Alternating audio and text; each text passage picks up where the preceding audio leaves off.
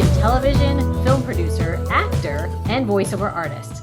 Her career highlights include working on developmental theater at the Eugene O'Neill Theater Center, on Broadway at Richard Frankel Productions, and 12 years at Martha Stewart Living Omni Media. That's where we met.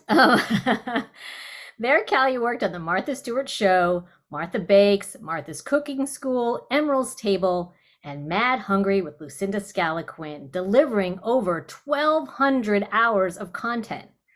Since then, as an independent producer, Kalia has worked with the Cayman Islands International Film Festival and the Academy and developed several food and lifestyle projects for independent distribution.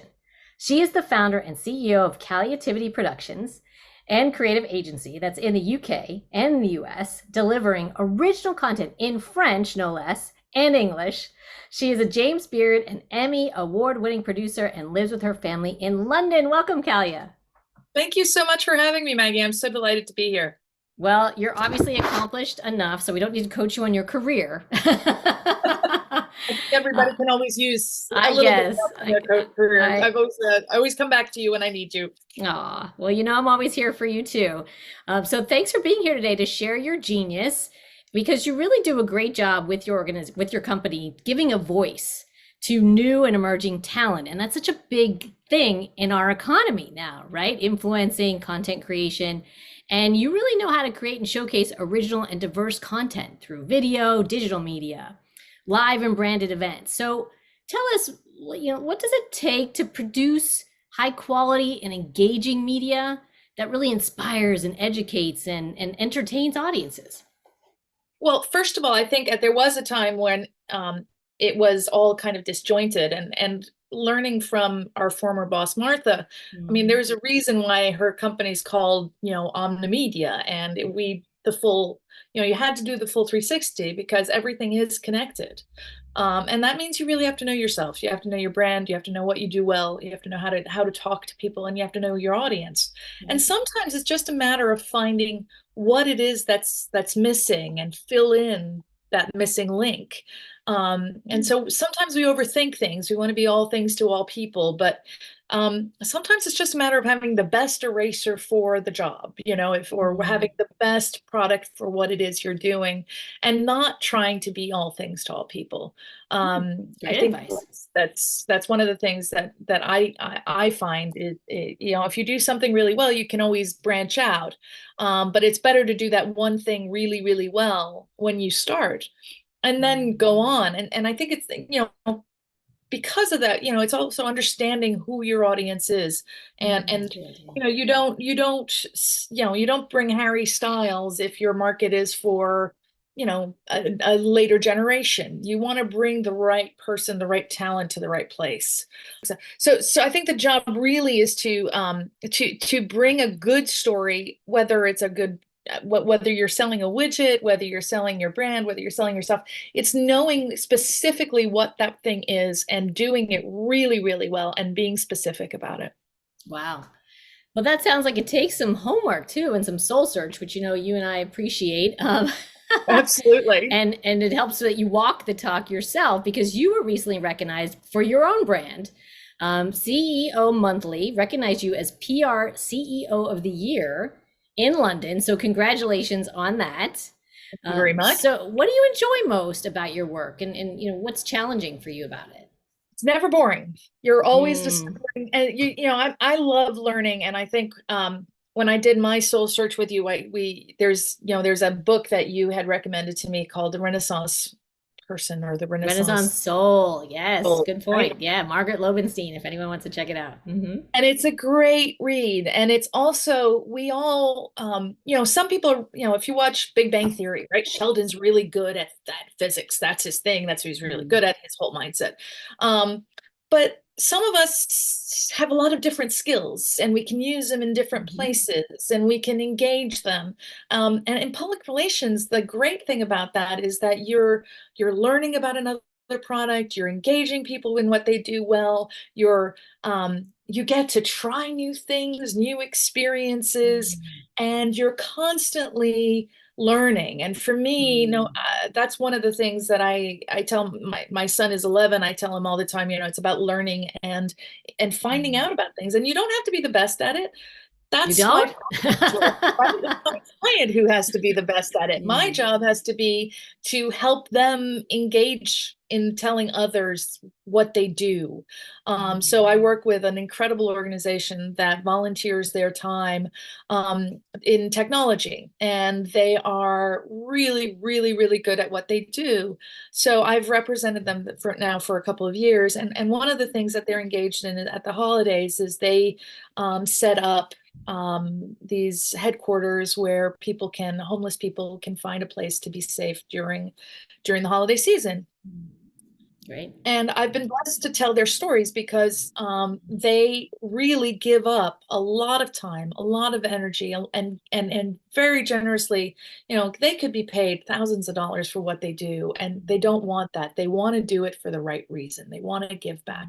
And I think that's one of the things is people know when you're doing it sincerely or when you're doing it for acknowledgement, right?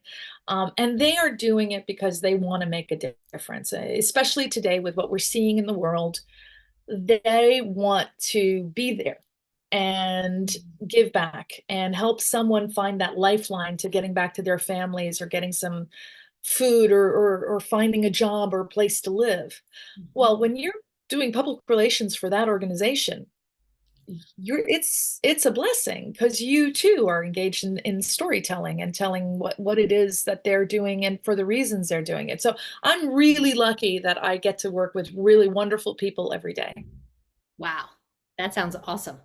And I have heard of that work, and I'm so glad that you bring it up because a lot of times people do lose sight of what's important, and it's great at the holidays we can be reminded of that and inspired by stories Yeah, like that of this client. absolutely. So, what do you find most challenging about your work in PR and branding and events and all the wonderful things you've done?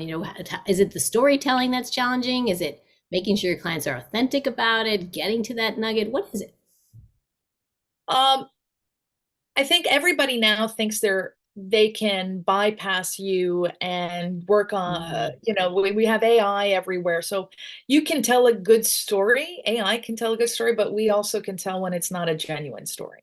Mm. Uh, I think the challenge is making people realize that having someone who is a living, breathing person who has their back and will be there for them and knows how to, push their story to the next level Mm. is often more um, fruitful than trying to be all things to all people. So I think we've all had a situation where as a startup, you think, well, I can be my own accountant, my own this, my own that, my own the other, my own that.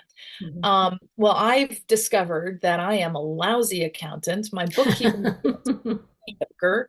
And I don't know anything about how Her Royal Majesty or His Royal Highness or His Royal Majesty, the King of England, runs his taxation thing here in England. And so I am far better off giving off a little bit of my time and hiring someone who knows what they're doing Mm. to get the job done well. So one of the things you have to do is convince people that they really do need someone who knows public relations, who knows branding, who knows how to tell a story. And I am my worst branding partner. I can't tell my story for all the gold in North America. I can hear you tell my story, but I look at my story and go, just, Oh, you oh, did say that, by the way. right. When we were getting ready for this, you're like, "Well, here's some things about me, and I don't know if it's that good." I'm reading it. I'm like, "Are you kidding me? This is amazing." Yeah, I can see that. That's funny. Because for me, it's just, oh, well, what did you do on Tuesday? Well, I went here. Well, it's not it's not that fascinating to me. Well, So part that's of your brand is your humility. That's very authentic for you. So I that's think great. that's a positive. Well, and I think that's part of also telling someone else's story is knowing when is it going to interest someone? When are they just pushing too hard? And when is it going to really engage an audience? And I think being truthful. I mean, I learned that in acting school when I went to the American Academy of Dramatic Arts, and I came in as somebody who had been taught to act. And they spent 3 years beating the heck out of me that that wasn't what an actor does. An actor tells a story that has to come from somewhere that's really honest. Um, Mm. and I think having seen a lot of actors who Yes. are fantastic, dramatic, something, but they're not showing the truth. And I think some of the best actors in the world are the people who really let you into their soul. And I think that's why it's so hard for them, right? Because they're letting you into their real depth of who they are. And but that's a good story. That's when it becomes really That's truthful. engaging. Yeah, that's compelling. Wow. That's Wow. when So you're also multilingual, as we said, and have won Emmys and James Beard Award, winning James Beard Award, sorry, for your producing work. We know about this expertise in personal branding, as you said, public speaking as well. What does it take to really build a solid personal brand? You mentioned some things like the story, being authentic, right? Focusing on one thing. Are there other kind of success factors you've seen for personal branding that you think would help people? um I think, I think there's several things, right? I think trusting that your audience is not that your audience wants to like you, right? They want to like you. Mm. No one wants to go. You don't go to a theater, or you don't go out to the movies and think, I want to hate this film. You think, I've spent $20. I want to love this film. I don't want to walk out and go, ugh. I wanted to love Wonka, and I loved Wonka. I walked out of there. I was happy. I had a great day. I really had been engaged. I didn't go in to say, well, is it truly going to do optimize the story of so and so? No, I wanted to go in. I wanted to love Timothy Chalamet. I wanted to love the storytelling. I wanted to enjoy I just wanted to be engaged. That's what really good storytelling and branding is. I mean, it's all the same thing, right? It's about engaging people in such a way where you want them to like you, right? And I think one of the things we do too many times is we judge ourselves. We're so busy wearing so many hats that it's like, as even when I was writing I was writing my own bio to send to you, I was like, well, this isn't a great story. Well, it's because you're so used to, comparing yourself to everybody else. And there's so many people you can Mm. compare yourself to. But when you You can ace always some, compare yourself to somebody who's done something you haven't done. exactly. So Right. when you stop comparing yourself to others and really see who Mm. you are for your best person and your best thing, I think that's when you're at your best. I think also when we go into a room, whether it's for, a job interview or for whatever, it's the reason we're in that room is because somebody wants us there. And I think that's really important, whether you're auditioning for a play, whether you're meeting your next boss, whether you're buying a cup of coffee at Starbucks, they want you there. They want you to be there. They're not saying, please don't come in and buy a cup of coffee. They're saying, please come in, tell us what kind of coffee you want, and we will make you the best coffee you can have. That's why that to me is why having your best brand and your best you is what you have to do. I mean, what even it's funny, you don't think about it, but you walk out of the door in the morning, you're selling your brand, right? You're taking your kid to school, you're selling your brand. People see you at your best and your worst, and that's telling the story you want them to see.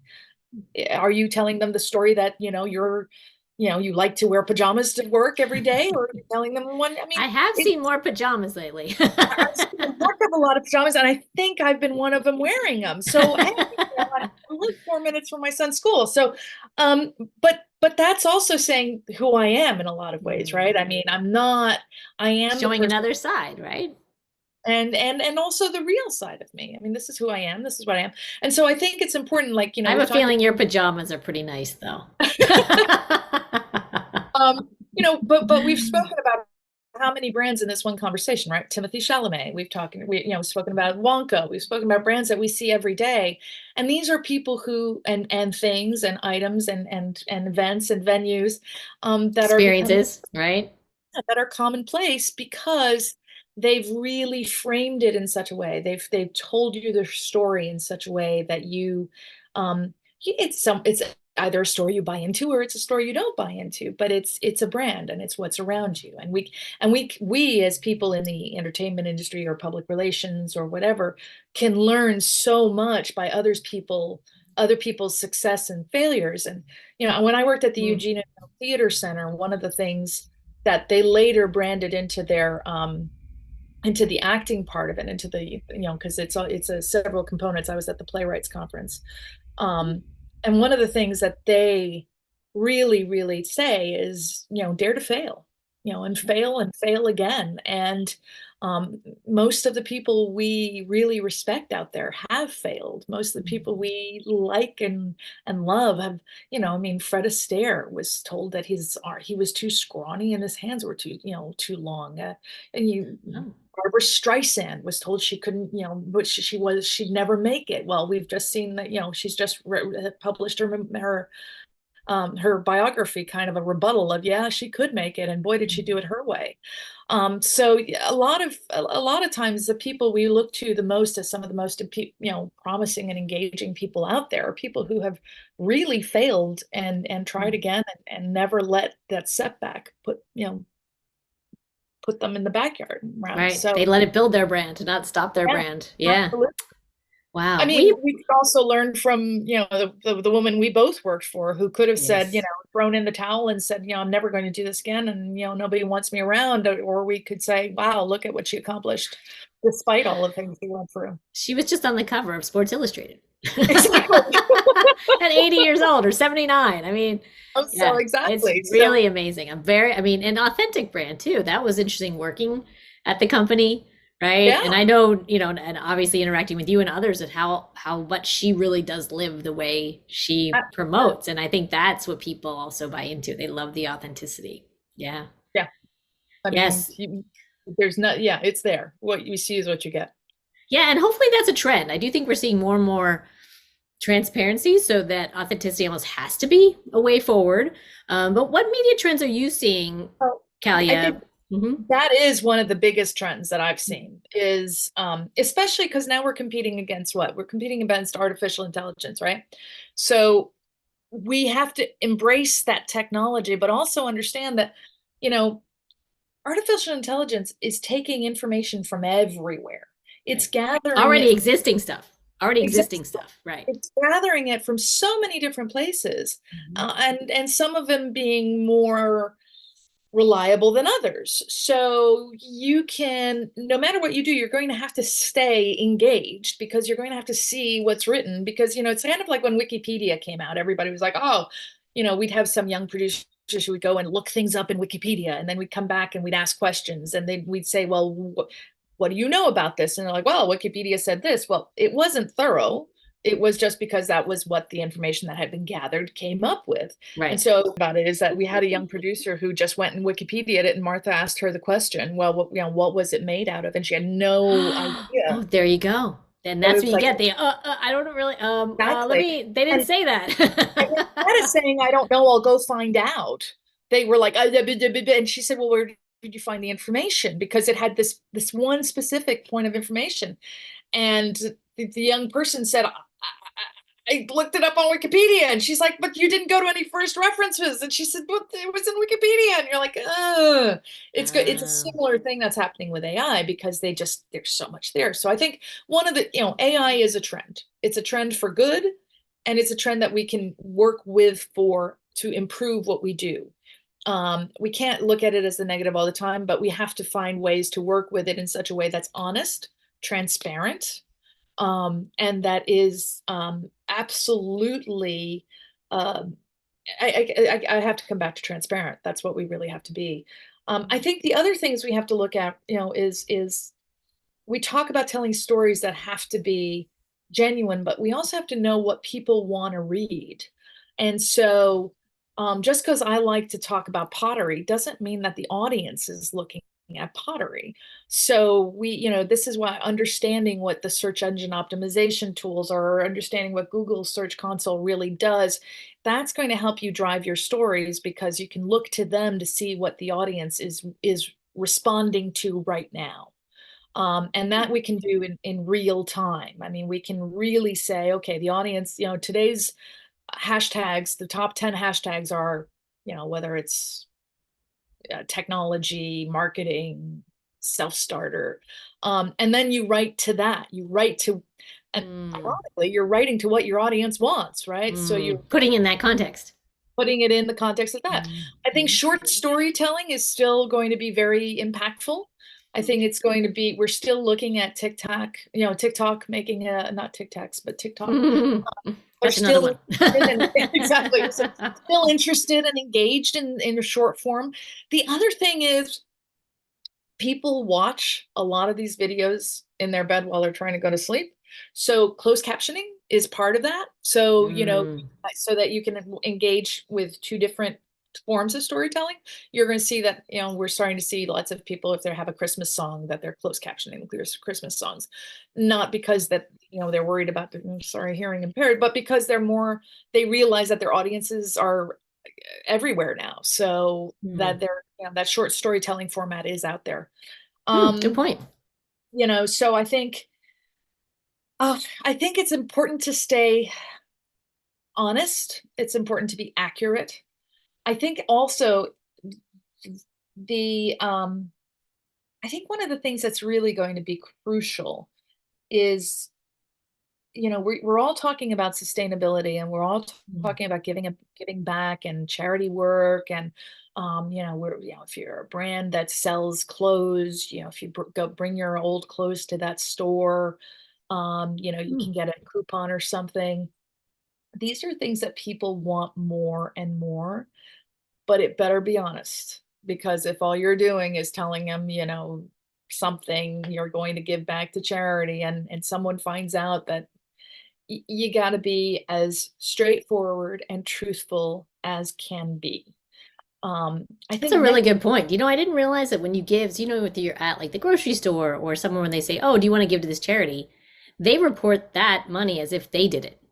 And granted, they did collect it, but it's not their money. So one of the That things struck me. I was like, I think I'd rather give it myself than have you exactly. Well, claim one of that the you things gave I it. love is when they do it as a double bill, right? So £2 went to Oxford and £2 went to this, because then I see it come out of my, credit card as well. So that I totally agree with you. That It's to me, interesting. Like I didn't realize that. You just think, yeah, oh, and then they say, oh, we gave millions upon millions. You're like, wait, you? yeah, exactly. Yeah, that honesty is, we're starting to see through those things.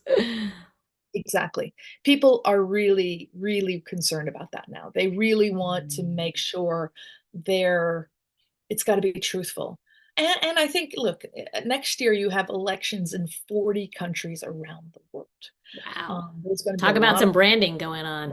there's going to be a lot of storytelling out there. There's going to Yeah, be a that lot too. of Yes. stuff happening. So I think there's going to be a lot of engagement next year.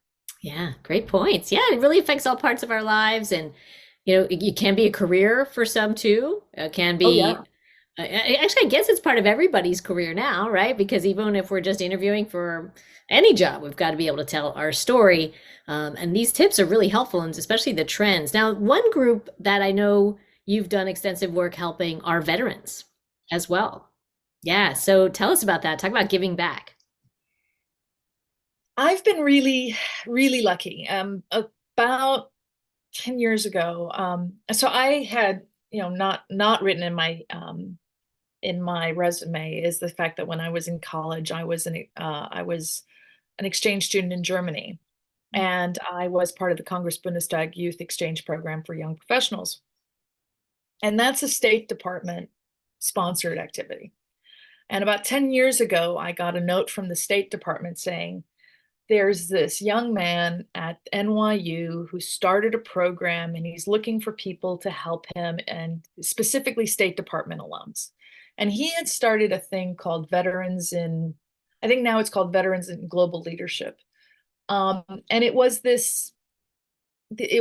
people who had done, finished their service in the military, all branches, and who were now in the civilian force, and wanted to get involved in diplomacy, global diplomacy. And who better to do it than people who have been overseas and know what's happening.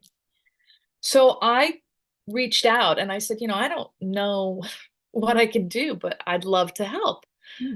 And he said, look, it's interesting, but would you give a course on personal branding? And I thought, Mm. why would I do that? I mean, and he said, well, you know, they've been working for the US government for many, many, many years. And they're used to telling their story from the point of view of being representatives of the US government. So they've been told what to wear, how they can Mm. communicate, who they can speak to, and now they're on their own. Yeah. So now they're starting to engage as their own brand, but some of them are reticent to do it because they don't they're used to saying, this is the outfit I wear for school or for work. This is what I Hmm. wear to go to work. This is how I look every day. This is what my shoes need to be doing. This is what I need to be doing. And they represented one of the most thoroughly specific global brands. Mm. Good point. Yeah. And many of them, when they get back, don't know how to look for a job. They don't know how to market themselves because they're so used to marketing someone else. Mm. So Great point. I said, okay, I got, I mean, they were even told, social media, you can do this, you can't do that. One Right. of the guys I loved, it was very funny. He happened to be with someone in the who I think was in the media relations in the government, and he had been a Marine, but he used to have to take he because he was the one who represented the voice. He learned to take naps in the darndest places, Hmm. and his boss would take pictures of him asleep and put it on social media. He's like he was the sleeper, and so this poor guy is all. I mean, had his whole reputation in the military of Oh him no. Like taking taking naps. naps, right. Oh So no. he got out and he's like applying for these jobs, and he's like, "Well, it looks like you were sleeping on the job the whole time." He's like, "I wasn't. I was Oh my doing my job." gosh. Right. Fast forward, he's been a fellow. He's done a lot of incredible Right. It worked out for him. worked But out for that's a him. very interesting, yeah, one context, it doesn't matter. It's kind of funny. The next one, it's like, wait, this is affecting my trajectory. Exactly. This isn't right. The image I want everyone to have me. So at the first one that I did, I met an incredibly wonderful young man. He had joined the Marines, um, but he had been a dancer in New Mexico in the ballet. And when he got out, he, wasn't sure what to do next. And he was married to a ballet dancer.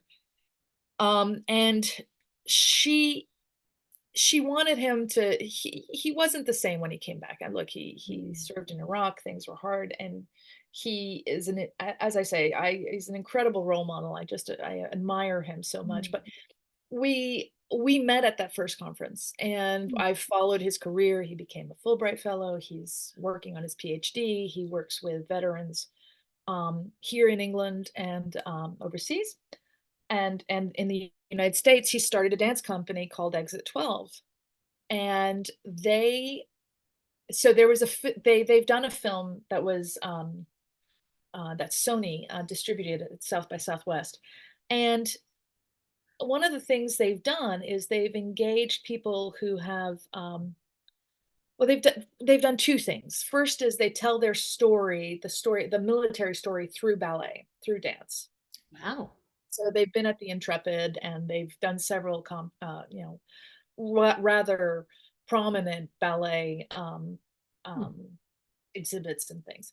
And the other thing they do is they go into communities and work with veterans who have PTSD, and they help them through art to really engage in their and tell their stories, but to understand their stories. And recently, they one of the stories that Ramon shared with me was that he had been at the Intrepid Museum in New York City, and they had this workshop they were doing, and there was a gentleman there who was a Vietnam War veteran, and he Mm.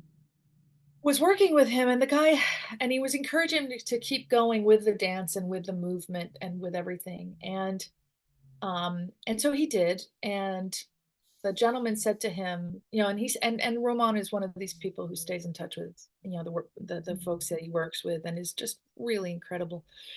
And he found out that this gentleman had a lot of guilt because of some of the things he'd witnessed during the war, and for most of the time had been on suicide watch, high suicide watch. And through this dance program, they were able to bring him down, and it was the first time since Vietnam that he was not on suicide watch.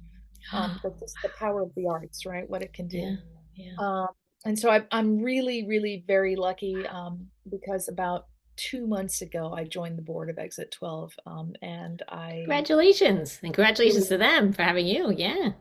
yeah, I mean, I'm just very honored. I've been kind of stalking them for a while because I just want Hi. and if that's something about branding that, pays off after a while, it's like you really want to do something, and, following a career.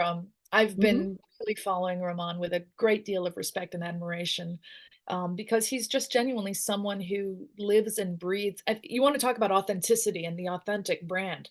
This is someone who could have gone in one direction and instead took it in a completely different other direction to help the people around him. And I think that's why people really engage in his story. He's given a TED talk and been really, he's been out there. As I say, now he's working on his PhD. He is such a genuine person. When he talks to you about what he does, you believe in it so strongly because it's real. There's no, I want this for myself. It's genuine, and it's so heartfelt, and he's making a difference. He and his wife, I must say, because they're co-founders of Exit 12. They both are. And he and Lisa are two people I really respect and admire tremendously. Well, we'll have to put a link to them in the show notes so people can check it out. But obviously, yeah, helping him, and then look at that cascade, right? Yeah. A reverberation. Yeah, out into the world of people doing good by telling their stories. Well, Kalia, you've been so helpful today. Thank you so much for taking the time. Where can people find out more about you? So they can follow me on Instagram at Caliativity. My company is Caliativity Productions, so I'm www.caliativityproductions.com. And obviously, anyone who watches your show gets a 10% discount. That's a given. Hey, cool. And actually, anyone who wants to talk about branding, I always give a free consultation. So happy to talk about your personal brand and how to get you to the next level. Well, thank you so much. You are helping us all become our authentic selves in the world, and that's something I love too. So thank you so much for that. That's why we work so well together. I think so too. Yeah. Well, happy holidays. Thank you again, and I appreciate it. Same to you, and thank you so much for having me on your show. I really